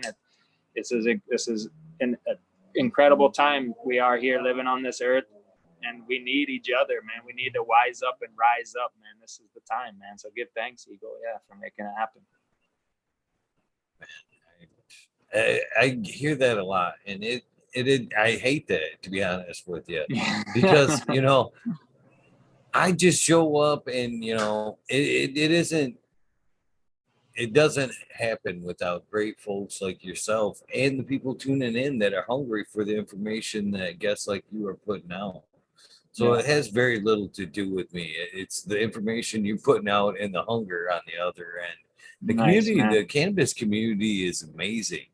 You know, it's growing day by day. This thing right here, this is 362 episodes I've done this. Like I told you, 11:30 to 4:20. That is every intense, night, bro. I've three 24-hour episodes. Wow. And one of them I'm inviting you to, I would love for you to take part in very soon. And that's the 420 episode that I did last year. Nice. I went 24 from 11:19, 11:30 at night to 11:30, 420. And I brought as many people as I could in the community, a lot of the people that we all look up to. You know, it started off with a great sesh. And, you know, I'll get to that later on. It started off with a great sesh. And what a great guy that hangs around Smiley's Gardens kind of said, you know, you should do it, you know, 24-hour. And, you know, we could do it for charity. Nice. And that's what it started out. So with a week time from A to B, I threw together exactly what I could. It was hard to get a charity, you know what I mean? Right, and it was even because of the there was multiple reasons. Cannabis influence, right. The pandemic, nobody was around in the offices to answer phones.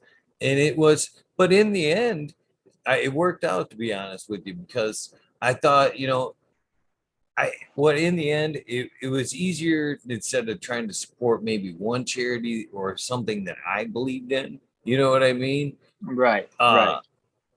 It's hard to get everybody behind one. You know what I mean? So what I ended up doing was everybody that came on, it was in like groups of 3. I might move it up to 4 this year, because that's a good number for a click conversation. Basically, it would be like me and you scheduled for an hour, and then somebody else would come in like a half hour through, which usually brought new questions and stuff like that. So that's what it will be this year. 24 hours of that. And what I'm asking again, it's the idea, 420 is that stoner holiday, but with the idea with this was we could do something good, put our minds not just behind getting high, but good vibes as well. So I was asking the guests to come on, whatever, when they come on at the end before they left, please think about this. This is what my heart's passionate about, and so it worked out better that way. More issues, more got light, more things that people were passionate about were introduced into the community. But I'm hoping, that I can pencil you in for some time in that 420 to maybe come on and hop on for a few minutes and just support the community. And like I said, show that we can promote other things and we can enjoy cannabis and promote other good things as well. Yeah, man. The smartest people on the earth use cannabis, bro. Don't let them fool you, As we're winding up on the last of that 15 minutes, I want to kind of clue you in on a few things. One of them was kind of what I was talking about, that amazing sesh there. Back in the day when that happened, they were termed the rabbit hole, but the rabbit hole kind of got, when you buy a new car and then you kind of see it everywhere. That's kind of what happened with the rabbit hole. Right. So, and this is kind of a funny side story. As I grew and the community grew and the people that were hanging around, things got organic real quick. Right. And then a gentleman from the UK kind of come on and shared a story that had much to do with worm compost and all that. So the show changed, that portion of the show changed from the rabbit hole to the wormhole, which seemed to be more fitting. I like it.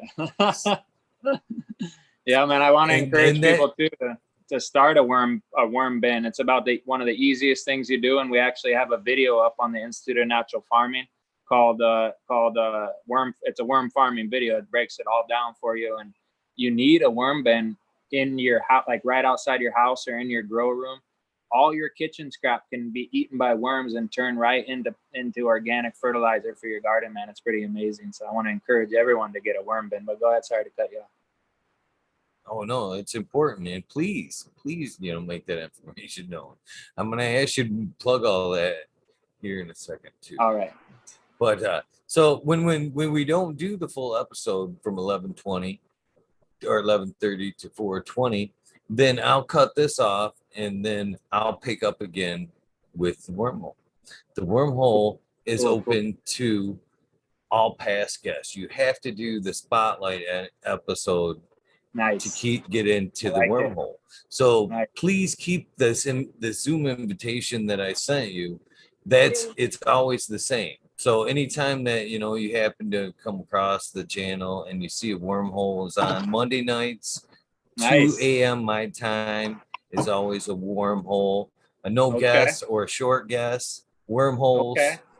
Man, so if you could shoot me that information on Instagram, so I got it in my mind, and I might just do that, bro. Jump on a wormhole with you guys.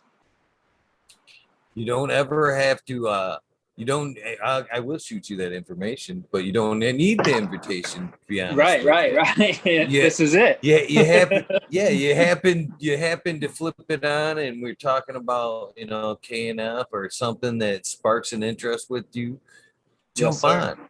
Share your thoughts. You don't need that invitation. It's open right now.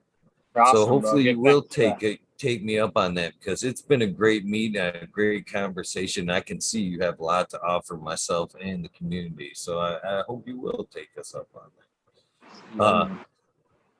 The last thing I'd like to get from you is probably, depending on who you ask, it could be the corniest part of the show, but I'm looking for like the radio soundbite, which ultimately is the commercial for your episode. Nice. And this is hard because I see your child in the background, but the show doesn't tell you with the swear word in it. So this is kind of what I'm looking for, but in your words, not mine. Be something along like, "Hey, this is Eagle, and I'm on fucking Talking Shit with Eagle, episode 362. you can put whatever you want with it. Just, make it your Nice. own. But that's what I'm looking for. As soon as Nice. we get the record here, I am ready. Anytime you are ready.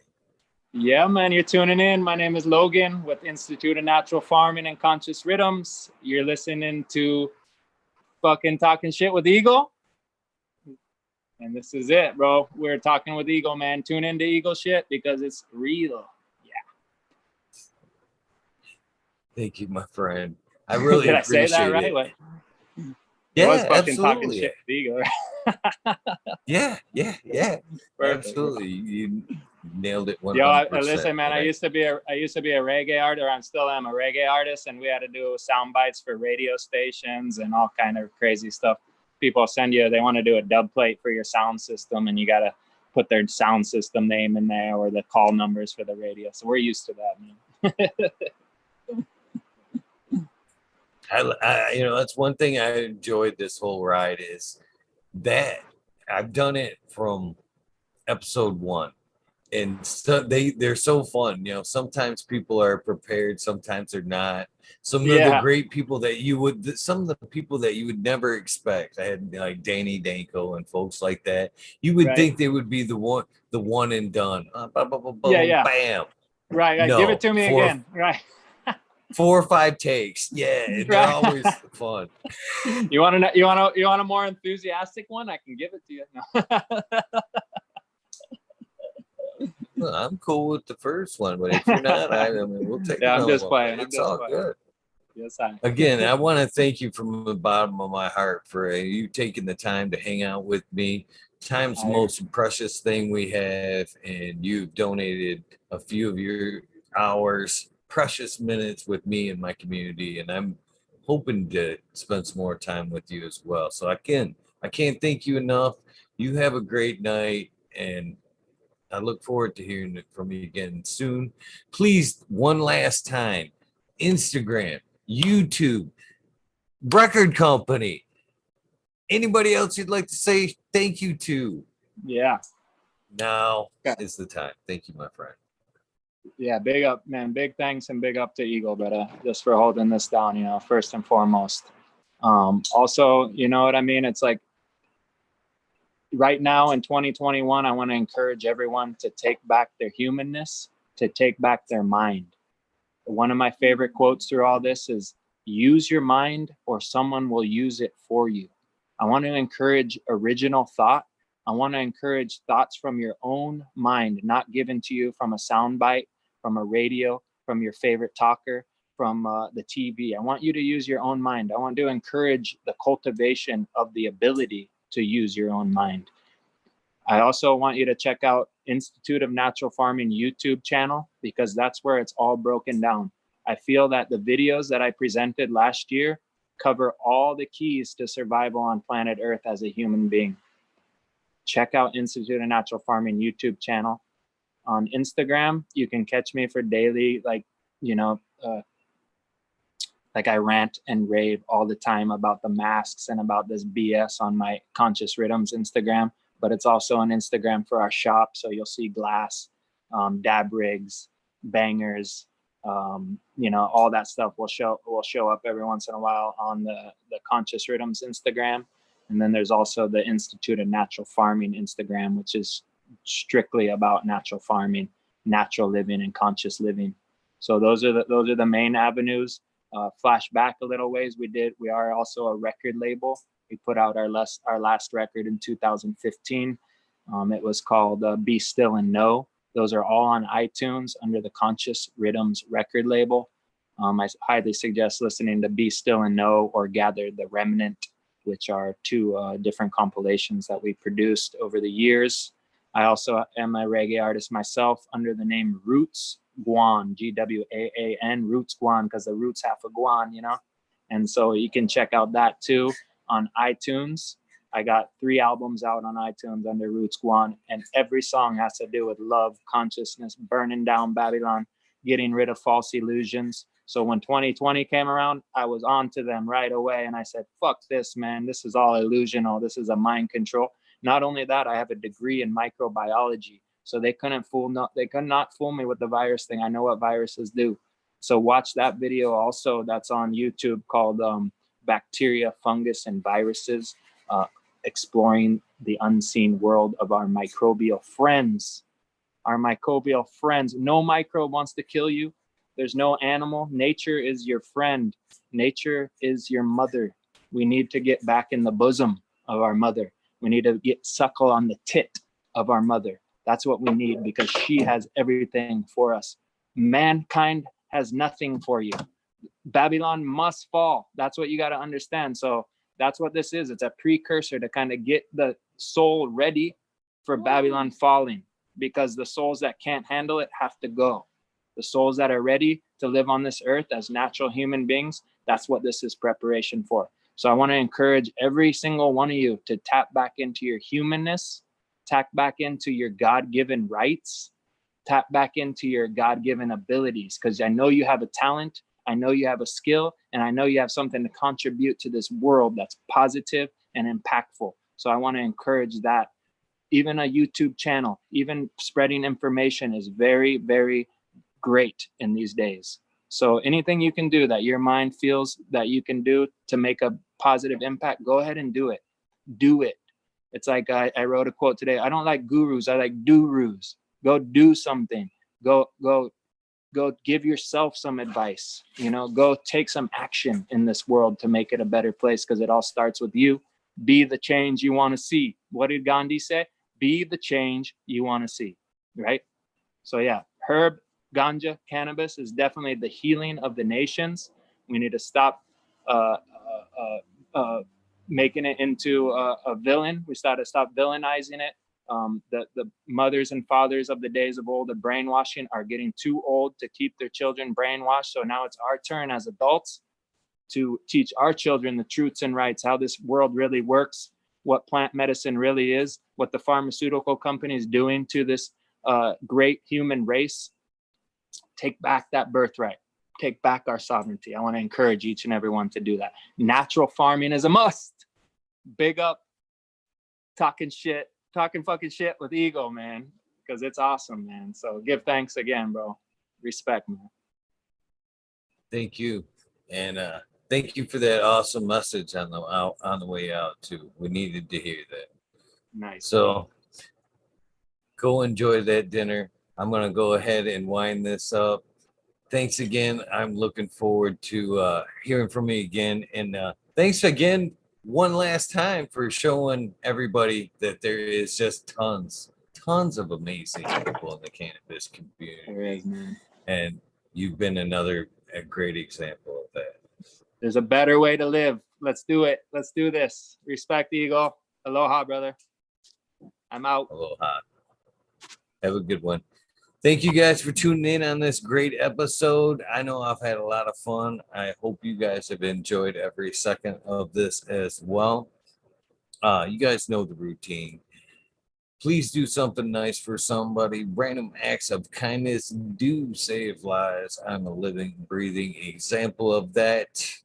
You'll never get me to quit beating that drum. Never, ever. Give me a few minutes. Hopefully, I will be back no later than 2 a.m. Eastern Standard Time. Stretch, get a quick bite to eat, and hopefully some of you amazing past guests will come join me in the wormhole. You guys, if not, thanks again for hanging out and enjoying this amazing episode. Wow, I knew it was going to be good, but he did not disappoint. Thanks again, everybody. I'll see you in a few. Love you guys.